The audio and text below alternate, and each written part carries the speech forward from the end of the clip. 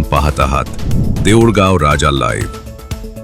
तब्बल 3 दशकांनंतर संतश्रेष्ठ चोखामेळा महाराजांची ऐतिहासिक पालखी पुन्हा एकदा जन्मभूमी मेहुणा राजा येथून पंढरपूरच्या वारीसाठी रवाना झाली।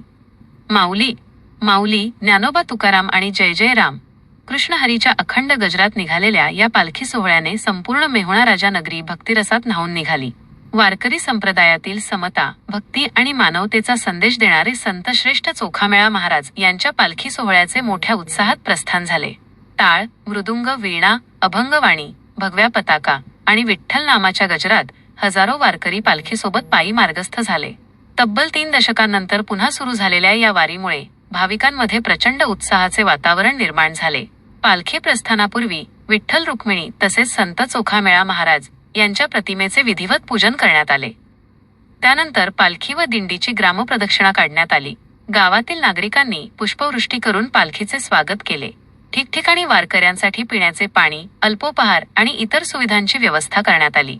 टाळ मृदुंगाच्या तालावर अभंग गात शिस्तबद्ध पद्धतीने चालणाऱ्या वारकऱ्यांचे दर्शन घेण्यासाठी नागरिकांनी मोठी गर्दी केली होती। हाती भगवी पताका, कपाळी बुक्का, गळ्यात तुळशीमाळ आणि मुखी विठ्ठलाचे नाम अशा पारंपरिक वेशातील वारकऱ्यांनी संपूर्ण परिसर भक्तिमय करून टाकला।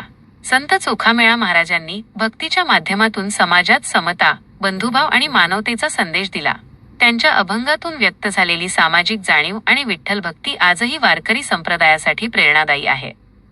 त्यामुळे त्यांच्या जन्मभूमीतून निघणारी ही पालखी केवळ धार्मिक परंपरा नसून सामाजिक ऐक्याचेही प्रतीक मानली जाते। पालखीचा पहिला मुक्काम देऊळगाव राजा येथे असून त्यानंतर ती जालना जिल्ह्याकडे प्रस्थान करणार आहे। इंदेवाडी येथे दुसरा मुक्काम राहणार असून शेकडो वारकरी या पायीवारीत सहभागी झाले आहेत। देऊळगाव राजा येथे पालखीच्या स्वागतासाठी पोलीस प्रशासन, नगरपालिका आणि स्थानिक नागरिकांनी उत्कृष्ट नियोजन केले होते। वारकऱ्यांच्या मुक्काम, भोजन, पिण्याचे पाणी आणि इतर सुविधांसाठी स्वयंसेवक सेवाभावाने कार्यरत होते।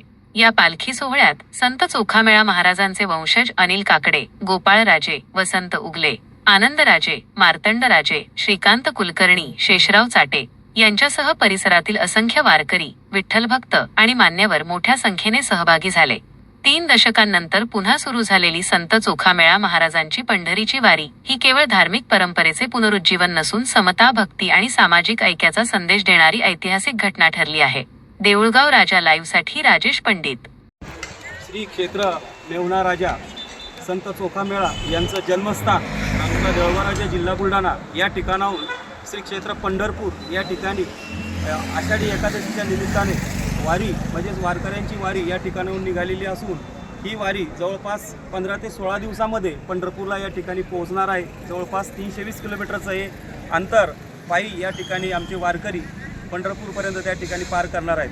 जवळपास 70 ते 80 वारकरी महिला आणि पुरुष वारकरी आमच्यासोबत असणार आहेत। आज यांची दिंडीसुद्धा त्या ठिकाणी जात होती, परंतु जवळपास 60 ते 70 वर्षापासून म्हणजे 6 दशकापर्यंत ही दिंडी बंद होती।